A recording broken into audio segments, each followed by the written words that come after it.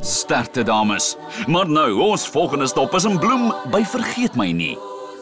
Ek is Carlies Pieterse. Ek is die HK eerstejaars van Huis Vergeet My Nie op Koffsie Campus. Dis die 3de jaar wat ek ser sing, klein ser sing. Ek is Marnie Gous, ek is Wolkekultuur van Vergeet My Nie. En dit is ook my 3de jaar wat ek ser sing. Ek dink hierdie jaar wat anders is in ons sergroep is, ons het 'n nuwe afrigter.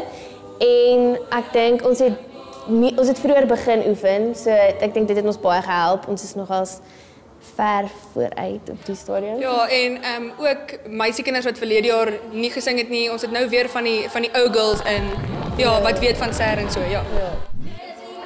Vergeet My Nie is ook 'n koshuis om vooruit te kyk hierdie jaar.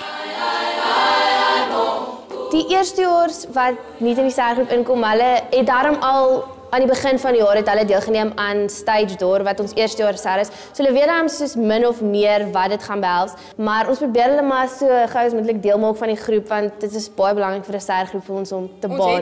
Ons het 6 eerstejaars in die ser. Ja, so dis nogals baie. Ek dink die atmosfeer in ons sergroep, ons is 'n baie lekker upbeat tipe sergroep hierdie jaar. Ek dink Ja, ons vat dit ernstig en so, maar dit is grapperig en ons maak dit nie heeltemal te, jy weet, styf en dis lekker, dis gemaklik en almal, jy weet, geniet dit, ja. Ja, want ser is tog jy doen dit omdat dit vir jou lekker is. Dit is nie van win or die nie. 'n bietjie.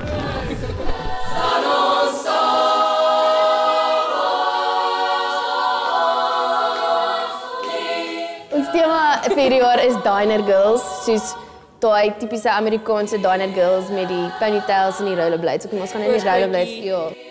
Ons weet wie ons kompetisie op kampus is. Kom ons sê dit so, ons weet wie al gewen het en wie 'n naam vir ser en so. Maar ons onderskat niemand nie. Ons sien almal maar as kompetisie eerder as wat ons iemand nie sien as kompetisie nie so. Ja, maar ons weet tog wie is ons grootste kompetisie. Ja. En ons gaan nie, ja. Maar dit is lekker om die underdog te wees want ons is die underdog.